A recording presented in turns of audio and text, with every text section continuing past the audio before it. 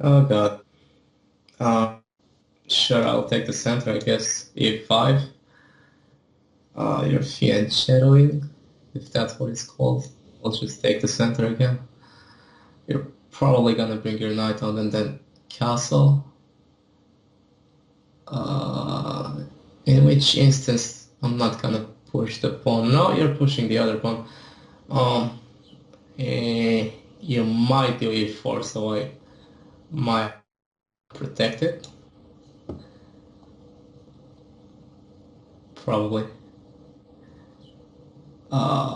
It's a weird way of developing your pieces, I guess, but I also want to develop my pieces. I'm thinking of bishop b4, but but then you might just push your pawn, and that's kind of bad for me. I'll just develop another knight.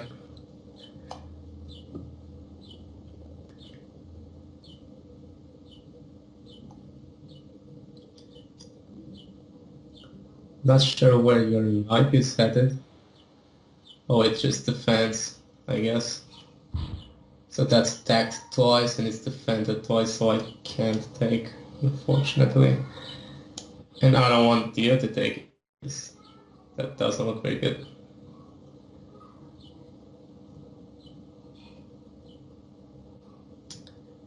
Sure. Well, I'm guessing your next move is gonna be castle, so I can make a passive move as well.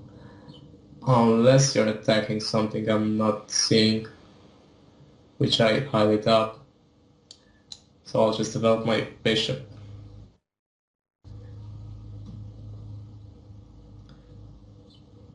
And now I can do this, I believe.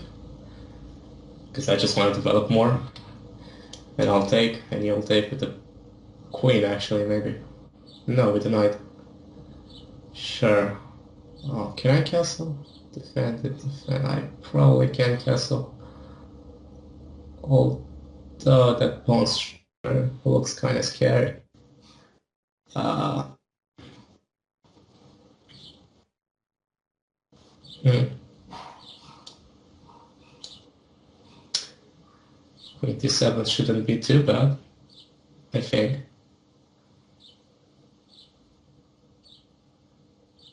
I might be missing something.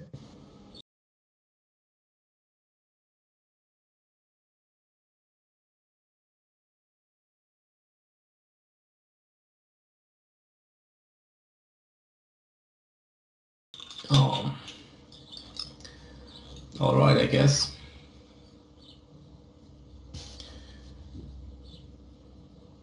Hmm. I'm actually a bit afraid of castle and queenside, but it might help with development. Okay.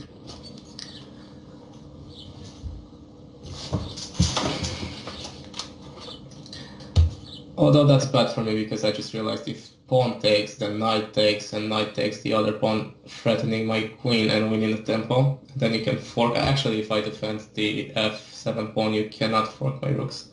But still, that's a tempo for you.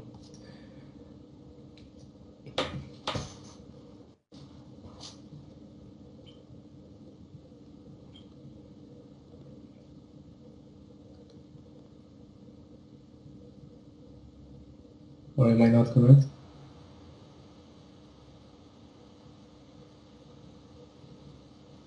Huh. Yeah. But if I take with my pawn, but then you push the other pawn and that's not defended.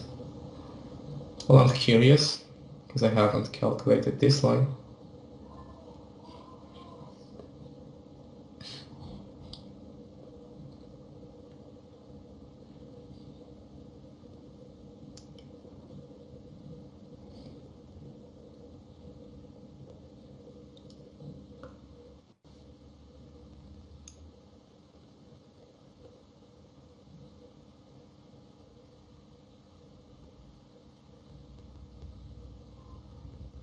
I feel kind of silly for trading the light squared bishop right now.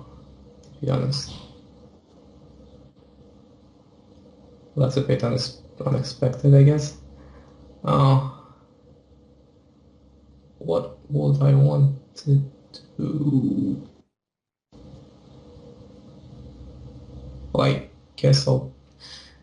What happens if I take on e4 though?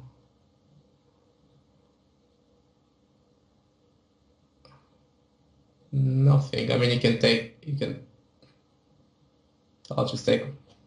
It's gonna go knight e5, 6, 5, 5, e5. And then I'll take, and then bishop takes, and then nothing happens.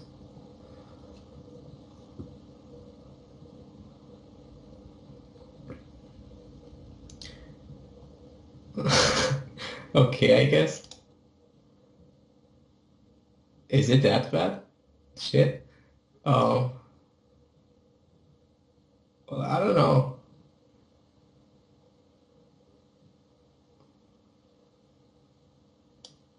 I'll do this, I guess.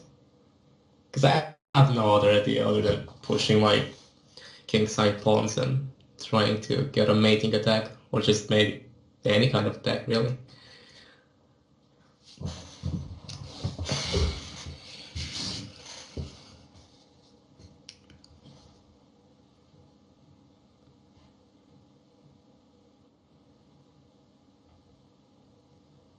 Okay, I'll play. Uh, Actually, I'm not so sure.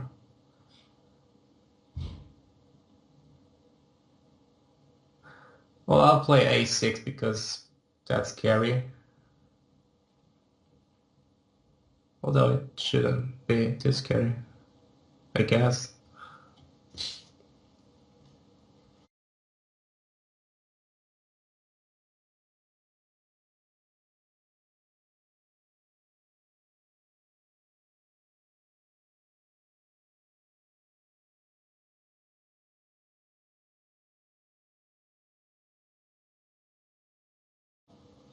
Not sure where you're headed,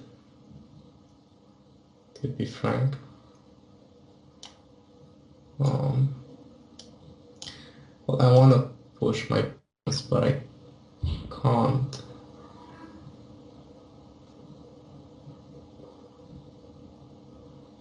Can I?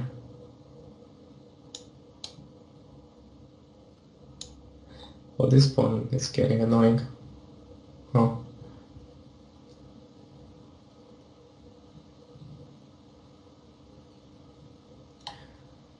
okay, I'll try this.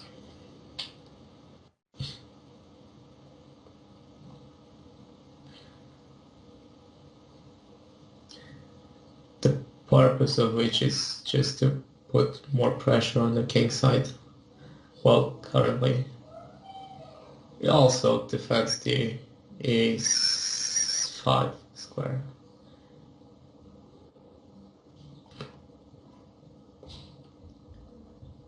Um, I'll take it. Should I take it? I'll take it.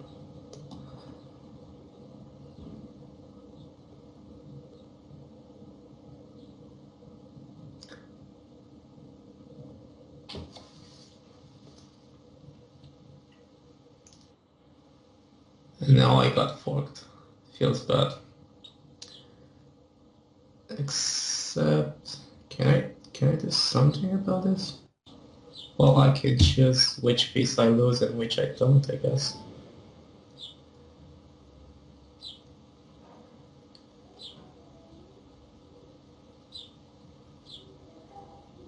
All right. Sure.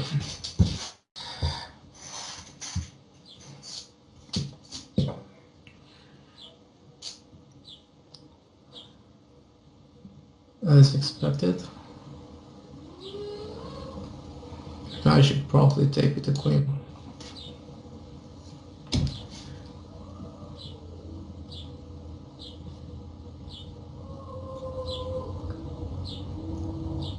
Not sure where my knight is headed, to be honest.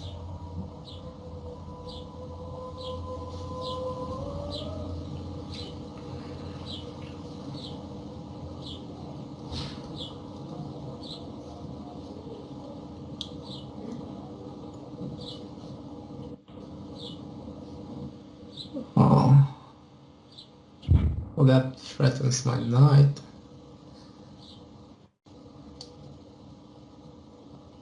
I don't have many knight moves.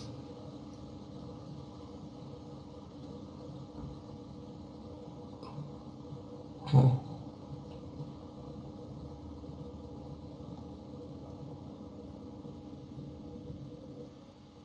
This one looks a little bit better than knight e5, although I'm not sure.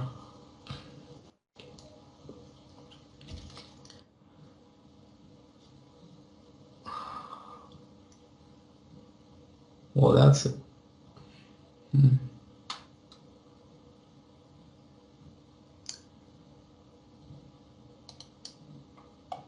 If I just take it, yeah, I can just take it back. You need to fence the c7 square.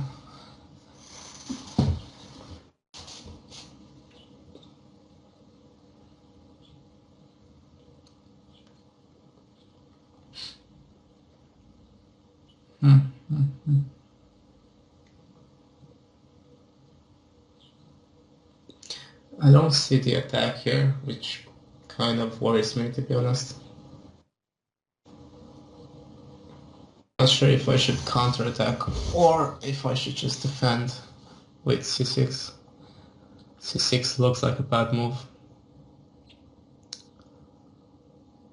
Although it might not be. I'll do it.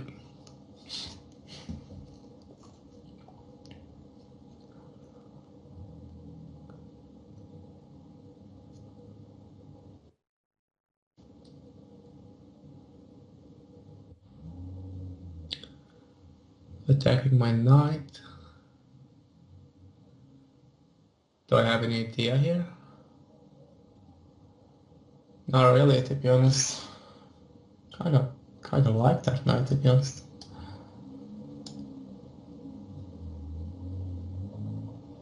But if I don't take it, then you can fork my rook. So I'll do this.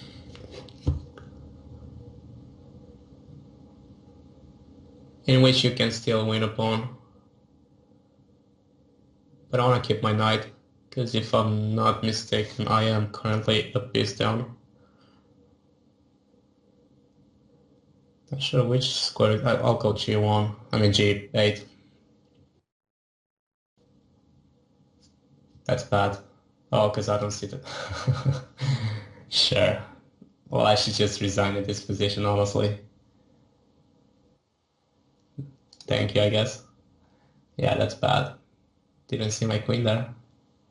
Another take back. I don't see why. But sure, maybe. Because, yeah, sure. So I'm compelled to take.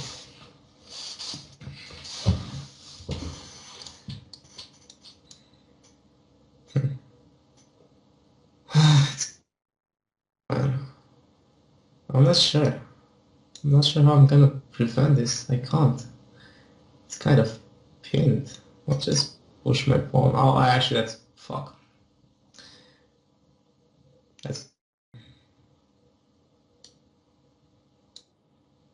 And now my c6 pawn is attacked like a million times and defended once.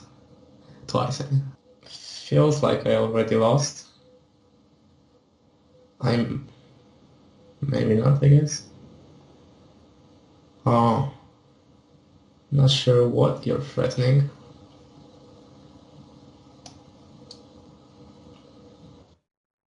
I'll try this.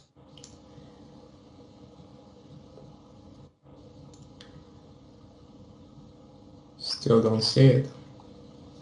I guess if rook takes pawn, might be a mate. Try this. Haven't calculated. Yeah, that's mate in one. Development here. Knight c6 maybe it's a little bit too early for doing that move, you know, because now you are stopping yourself from doing c5 in a certain point of the position or in certain moment, right? Because with your knight on c6, then your pawn on c7 is kind of trapped, you know.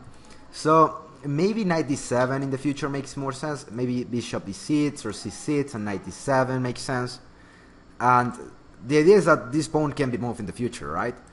So that when I play e4, for example, you can play d4 and c5, just as anybody will play against a King's Indian, right? I don't know if that makes sense. It does, but I thought that I would move my B knight again in the future, in the near future, and therefore it shouldn't be an issue for my C pawn, although it was. Yeah, I mean, it is nice if you can like maneuver this knight of b8, right? Like if you can move the knight of e8 to c from c6 to something like e7 and then g6 or something, that's nice. Yeah, that's what I had in mind. But it is kind of slow, right? It's very slow, actually. Yeah, so I'm not quite sure. I will probably prefer something like bishop e6, c6. Like c6 in this position might work so that you can stop me from doing this, or just developing this bishop on e7, so that I was thinking of pinning your knight, but then this pawn, and then I thought for like 2 seconds at this move, which is actually the ancient's first suggestion, so it could gone better. Yeah, I do believe that probably bishop c5 and bishop b4 are not like the natural squares for your bishop. Maybe your bishop is better situated on e7, you know? Because on c5 then eventually you might play d4, and if you play d4 then your bishop is gonna be kind of trapped, you know? Yeah, it's not a very human move. Exactly. Maybe bishop e7, it doesn't look that nice, but I think it's kind of like the natural square for your bishop here. In certain cases maybe even bishop d6 might work, like if you play with c6 so that your bishop goes to c7 or something might work. But it depends on the plan that you want to adopt in this position, right? Because there are many options that you have here open for your development. Bishop d6, knight d7, one normal idea, bishop d6, you know, made sense in the future. There are many things that actually could make sense. So knight c6, I don't like it that much. It's not like a major mistake or anything. It's just like, it doesn't feel like it goes with... with this doesn't pawn, say right? anything about it, but it's not very human. It is actually a good move, but I do believe that in the future it is better if you play like knight d7, or if you play knight c6 after you play c5. That's even better, you know? Yeah. So perfect, right? Knight c6, okay, normal move. e4. Here you have several options. One of them is to take on e4, which is more or less a normal move. The other option that you have is to try to play d5 and try to play against a King's Indian. That's okay also. I don't have anything to say against this because those moves are natural in these kind of situations. So d4 makes sense. d4 perfect. Here you were thinking about bishop before, right? But yeah, I like that you realized that I had moves like c3, which might be a little bit annoying for you, and which also like give me this square for my queen in the future. So bishop d4, I don't like that move. I like that you avoided that. d4, knight f3, normal development. Bishop d7, perfect. I think this bishop on e7 makes sense.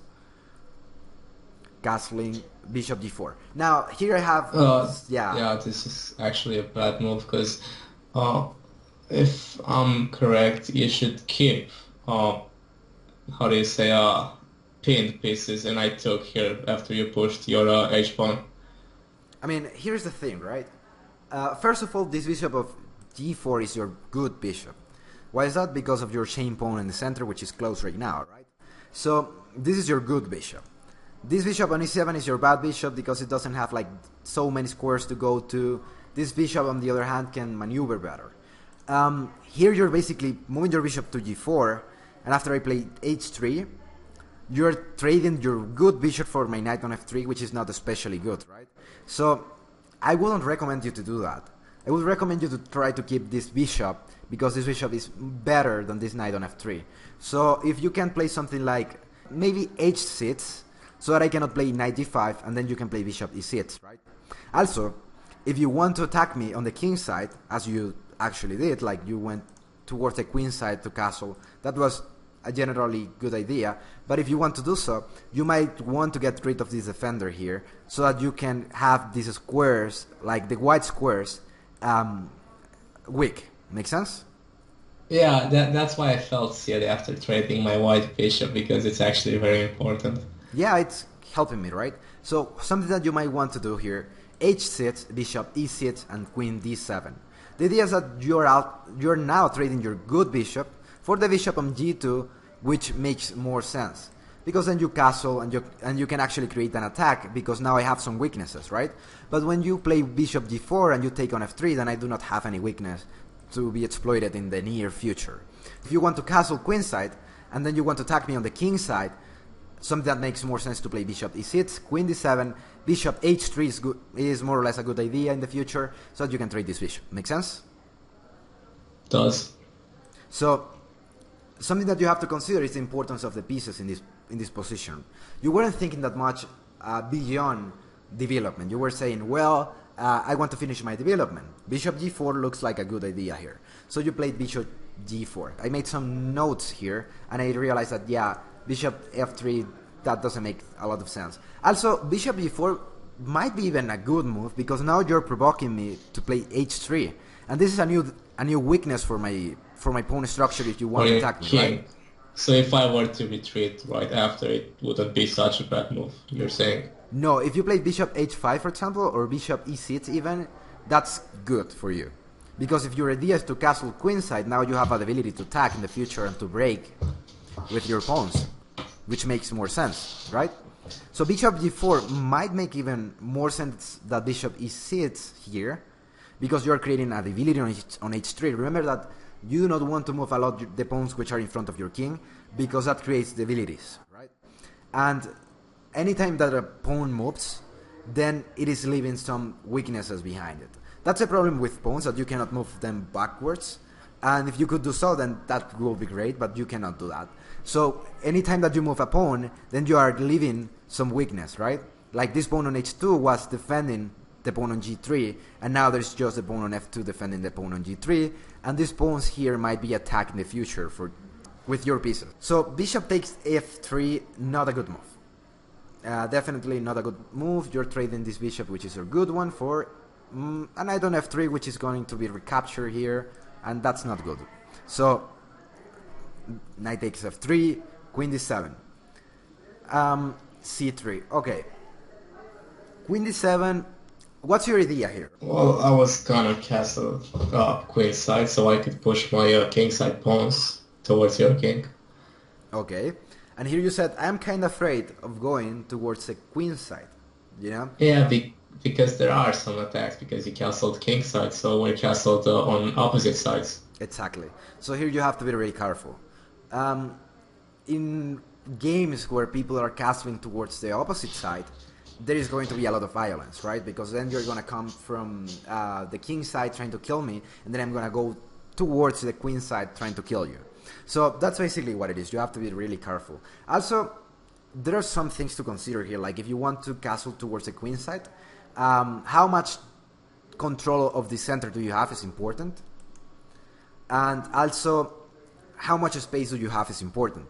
So here I will say that you have a decent control of the center, like e5, d4, but also I have to a certain extent a way to try to exploit it in the future, to try to break your center, and then open a file here, which might be exploited with my rooks, or something might happen, right? On the other hand, you have to try to attack towards the king side, and try to make some pawn breaks here.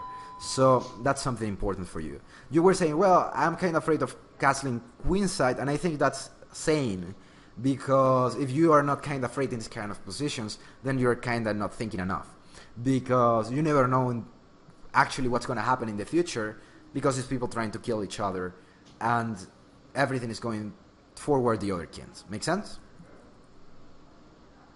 Yeah, but I also have knights at the center, so I have control of the center, so I thought that bad of an idea to castle queenside, because then I can have some attack going, maybe, just maybe. Yeah, I do believe that castling towards the queen side is actually like a good plan, because then you want to kill me here, it's okay. Also, castling towards the king side is a little bit more conservative. It's like, okay, I'm gonna castle here. It feels passive and defensive, and I'm usually bad at those kind of things. I think that, yeah, there is a distinction between passive and a normal move, you know? Passive will be something like moving your pieces backwards or going backwards here. I do believe that in this position, actually, if you castle kingside, it's not that passive. It's just like a normal move. But it is, if you compare it with like castling towards the queen side, it looks kinda passive. But I would say it's just a normal move.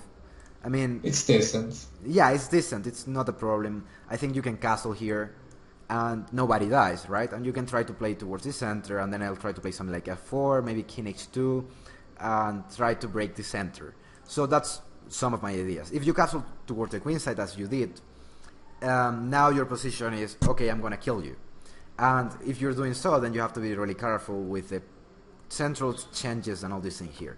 Now the control of the center that you had before, it doesn't look so nice, right? It does not. Because now I have probably 5 in the future. This pawn on e4. I like this pawn on e4 more than this pawn on d4 for some reason. Maybe it's just because I'm controlling these squares and I have chances of going with e5. With e5. Of course, I have a little debility here on d3, but there is no way to exploit it like right now. Maybe if we get to an end game, you might be able to exploit this backwards pawn here.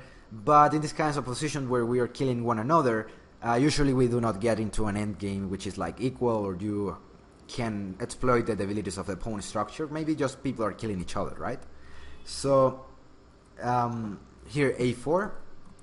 Another way to proceed might be a3 and then b4, which makes also sense. Yeah, A4 took me by surprise a bit. I mean, it's natural to push your pawns towards my king, but A4 seemed, how do I say, too violent at the moment for me. So I didn't really have any idea what to do in the instance. Yeah, it's hard to know what to do here in this position. Now, your king is also a little bit less safe than mine. And the reason why is because I opened this line. So something that you have to consider also when you were going to the queen side to castle is that after I played c3, now it is evident that when I trade this pawn for this one, then this file here is gonna be open, and you do not Yeah, want. and you can put a rook there and Yeah. get me mated. I mean, Yeah. Now, castling towards the king side doesn't look that passive. It looks more like sane, because yeah, I mean you can castle towards the queen side, but it is something that you have to consider. It's dangerous. So c3 castling.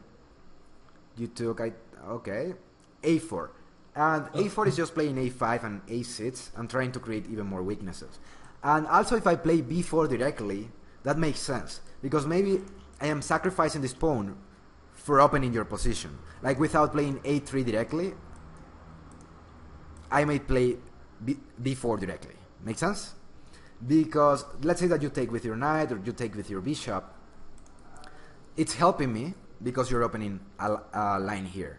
And I want to attack your king. And also this bishop, even though it is sleeping right now because this pawn on e4 is bad, when I play e5 in the future, then this bishop may have some threats here. So even though this bishop looks bad right now, statically, dynamically, in the future it might have some counterplay, right? Here you said, I feel like, in this position you said, I feel kind of silly because you were calculating knight takes e4 and then knight takes e5. And you actually like castle without considering this trading here, which is something that's kind of important stupid on my side. Yeah, you have to be really careful with this trading here, because of course you had e takes e4, which is better than knight takes e4 because then I'm taking on e5. But also you have to consider this, because what if I have some trick? What if I have something to do here which may create like a major advantage for me or a major disadvantage for you? You said I'll feel kind of silly, and the reason why you said so was because of that. And also you started to say that you missed your bishop, like your white square bishop. So you traded your bishop a couple of moves before of this, right? Here, and now you're realizing that you missed your bishop, right? It's like, no, you do not have to realize it here. You have to know that you're gonna miss your bishop in the future, right? So bishop takes f3. Here you have to know that you're gonna miss your bishop. Now you're missing your bishop. It's too late. You know, your bishop Literally, your bishop two moves. yeah, your bishop is already married with somebody else. Now, it's too late for you, right? So do not get that your bishop goes and marries somebody else before you realize that you're in love with it. Otherwise, you're gonna have like a bad movie. So a4, h5, a4, h5, a5, Yeah, a6. and here I wasn't sure if A6 was actually necessary or not, but I kind of believe it is because if you did A6, then I will have to open my king side, and that sounds horrible. Yeah, I think a6 now it's necessary. But probably here when I played a4, the best move for you, and this is something that you have to realize, is a5. Why do you think is that? I'm not sure. Actually, I have no clue. Okay, Oh, because then I could push my bishop in the future, and it's supported by my pawn, which is itself supported by something, I guess. because it's harder for me to break down the position for you. Make And sense? more importantly, probably that, yeah. Because if I play, like if you play a5 here, then it's harder for me to play before. For example, if I play before, let's say e5, right? If I play before, then let's say you take with your bishop or something, or maybe with your knight, but your bishop looks better. Now, even though this line is open, how am I supposed to take advantage of that if there is a bishop obstructing the way and I cannot get rid of the bishop easily because now it is protected by the pawn and by the knight, and that's a really nice Well, bishop, right? what if you just straight the bishop? Isn't that good for you? And then you have your knight on b4, and then I have to get rid of your knight. And yeah, actually, you're right. It's really hard actually because now let's say that I trade here. What can I do to get rid of this knight on b4? Maneuvering your knight looks kind of weird. I'm not sure how you're gonna do that. And that looks slower, right? Looks very slow. Yeah, that looks really slow. So that's something that I do not want. I actually played a4 because I wanted you to play a5, and I thought, well, if you do not play a5, then I have something to teach you here. So h5 you played, which looks like, okay, I'm gonna kill you now, but h5 doesn't look like that nice after you see the move deeply. Because when you play h5, then how are you gonna play g5, right? It's the same problem that I am facing. Like if I play a5, Well, yeah, I actually thought about that, and I played h5, and I was thinking of maneuvering my knight somewhere, anywhere really, so my bishop could protect it when it moves. but isn't that kind of slow? It might be, I'm not sure actually. Yeah, probably here. Look at this. If you play a5, then you stop me here. Now I'm not killing you. After you did that, you can play h6 and g5, and then probably try to break on g4. And now your position looks much better. But when you play h5, now you have to make all these like mental gymnastics for you to play g5, and that's a lot. That's kind of too much. So maybe if you played h6, and I'm not that sure yet, because maybe you have like knight h7 and g5, and you have some game there, but I do not like that much, because then you're going backwards, and now that's a passive move, right? Even though it's maneuvering to attack, I don't like that move that much. Maybe h6 to play g5 and then try to break on g4 makes sense. And also, yeah, I think also you want to create abilities on my position, that makes sense. So another way to play this position might be to bring the other rook. Like generally speaking, these are some plans which work a lot of the time. Bringing the rook and trying to push g5 so that you can try to open a line here and try to kill me. But for the moment, before even considering attacking, you have to consider here defending your position. Because now that you played h5, and when I play a5, a6 doesn't look that great. Because when I play b4, then b5, and this pawn here is gonna be a debility. Now I have something to exploit. I don't know if that makes sense. It does, I'm just thinking how I could have reacted there. Yeah, and now look at this. When, like, if I play b4 right now and I give away my pawn, let's say that you take with your knight or with your bishop, whatever. I may bring my rook to b1, and when I play bishop d2 or something to get rid of the piece that you have here, actually that's gonna work because you do not have many defenders.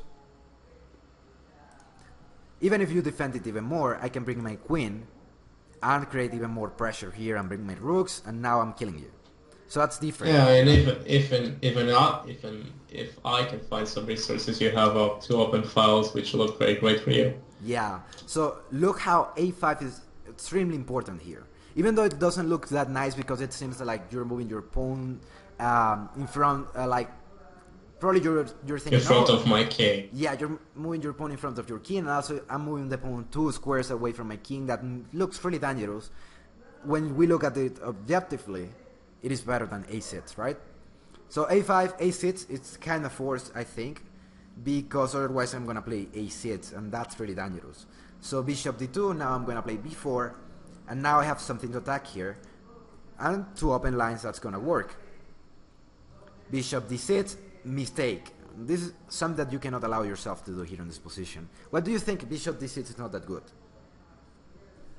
I don't remember why I played bishop d6 right now, to be honest. I do remember. I was probably... You said I Yeah, want do to you defend. remember? Yeah, I want to defend my square at e5. You said that. Yeah, but I didn't consider just the fork there, which actually happened, if I remember correctly. Yeah, you played bishop d6, and now you have to consider also, like, bishop d6, okay, you think you're defending the square d5, but now there is a fork, you know? You're Yeah, it putting looks your horrible bishop now. to be forked in the future. You do not want that, right? Because that's not so nice. You do not want to lose pieces here. I just didn't see the pawn. I guess I have to get a better awareness of the whole board as a whole. Yeah.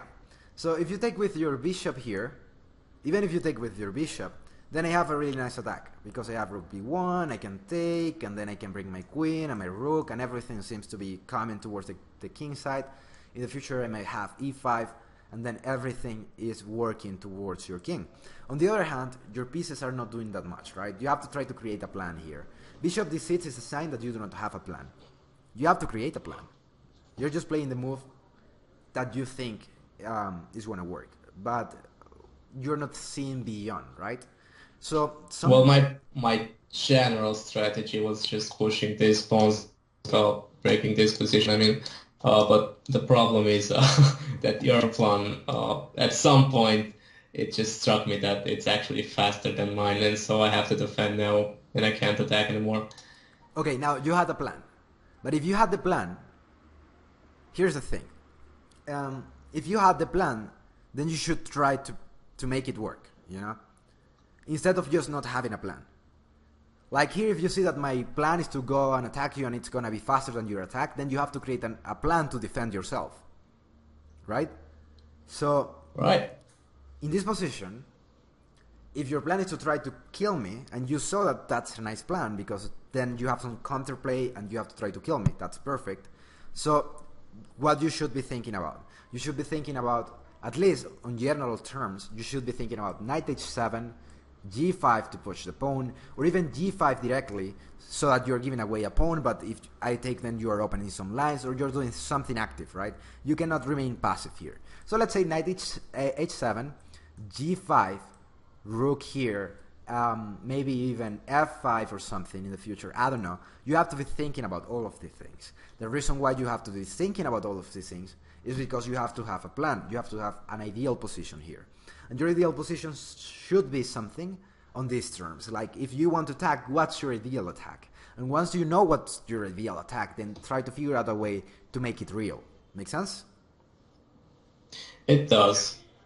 Because, on the other hand, if you want to defend because you realize that there is nothing to do, because maybe maybe you can't avoid me from attacking you or something, you should be thinking how to defend. And what's a way to defend? How can you defend this position? No clue, honestly. Not even now. Okay. Probably trade more pieces, so trade pieces. It's less likely that I get mated. Exactly. That's one idea that you may have. Well, I'm gonna get mated. What do?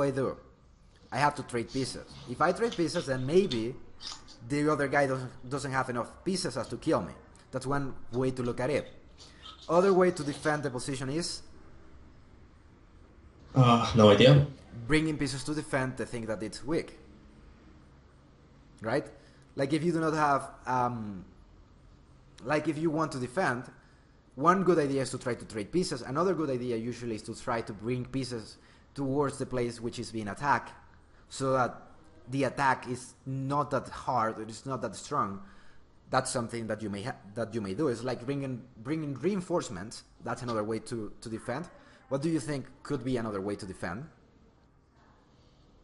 Maybe counter-attacking. Counter-attacking is another way to defend. Perfect. What other way do we have to defend the position? No clue, honestly. That's all. Well, in this position, like if you are being attacked on one of the flanks, oftentimes it is good for you to attack on the center, you know? Like when you see that you do not have anything on the king side, like if that's your plan, your idea, then something good for you might be to say, well, maybe the only thing that I have, the only resource that I have is to try to play towards the center. You know, when you're being attacked on one flank, one good idea is to make some counterplay on the center, right? So if you wanted to break the center, something useful might be, okay, maybe I do not have to attack here, maybe I should leave that up or something, and I should try to dominate the center. Maybe rook here makes sense, right? So that you're bringing your pieces towards the center, and in the future, you can try to break the center, you can try to play on the center. Because carrying an attack on one of the sides without the control of the center, it's hard, you know?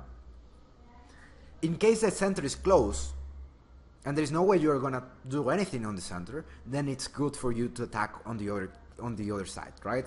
So that's another way to look at it. What else could you be doing here for defending?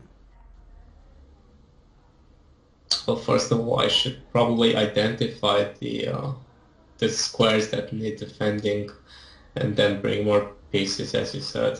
Because I don't see any way of me breaking the center as it is right now. Yeah, I do believe that bringing more pieces here in this position might be something like probably rook here. And the reason why is because now you have something to defend here on e5, and you're not putting your bishop on this. Maybe, and just maybe, another idea might be to play something like bishop c5, but I don't like that much. No, I would not consider No, bishop that doesn't look nice. c5. Yeah, that doesn't look nice. But maybe bishop b4, stopping me from playing b4, makes sense. So that when I take, well, even though you're moving your knight to b4, which doesn't look like a nice square for your knight, you're at least stopping me from giving away this pawn and opening the line might be an idea. I'm just giving general ideas. I'm not saying these are the correct ideas, but these might be some ideas that you may consider. Also, like if this is the line which is open, usually a bit of prophylaxis makes sense, because, you know, this diagonal here might be dangerous for your king, and also this king here in this line is kinda maybe a little bit exposed in the future, right? So that's something important. Here, bishop d2, bishop d6, horrible mistakes. Now everything is starting to fall apart. Yeah, I don't like that much, right? So knight takes here. White, I mean, here you have to take with your bishop, because if you do not, then you're losing a piece. And I don't like that either, because now I can bring my pieces and attack. So either way, it's not that good. See how if you played here instead of bishop d6, bishop b4, now I do not have b4. At least, you know, that's something. It's not that much, but it's a little bit. So that makes sense. Maybe even knight b4 makes a little bit of sense. Because if I take, then you can take with your bishop, and maybe play c5 and try to close the position. It looks ugly, but that's just an idea which is coming to my mind. So bishop d6, bad move, knight takes, e5, knight takes e3. Here you said, well, my knight doesn't have many squares. That's right, everything is falling apart. Knight c5, rook c1, knight d6, rook b1, and see how all your pieces, even though they are developed, they do not have anything to do. No, they're very bad pieces, most of them. I mean, except my queen, I guess, because it kind of defends the c pawn. Yeah, I mean, like the knight is defending here and the queen is defending, but the pieces are not doing anything like special. and that's like a result of not having a plan. If you do not have a plan, then everything is just moving, and nothing is actually cooperating, right? You want your pieces to cooperate. So look in this position, my pieces, even though I am a piece ahead, which is like, okay, now it should be easy to win, all my pieces are kind of doing something. And this knight on f3, well, I'm gonna play knight g5 to get rid of your knight on e6, which is the only piece that I think is doing anything, like something here. So knight g5 is just to get rid of this knight on e6, and when I get rid of this knight on e6, I can play bishop here, and then everything is coming. Winter's coming, everything's coming. There's no way for you to defend this. So c6, kinda, yeah, there's not a lot to do here. Yeah, at this point I was already calculating some rook sacrifice made, but I didn't see it. Yeah, here you said, I do not understand queen c5. Why do you think now queen c5 is a decent idea?